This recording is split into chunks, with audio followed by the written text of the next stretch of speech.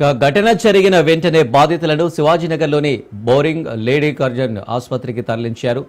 తొక్కిసలాట సమయంలో భారీ కేడ్లు కూలిపోవడంతో ముగ్గురు కాళ్లు విరిగాయి. మరో 6గురికి పైగా తీవ్ర గాయాలయ్యాయి. జన సమూహాన్ని నియంత్రించలేక పోలీసులు లాఠీచార్జ్ చేశారు.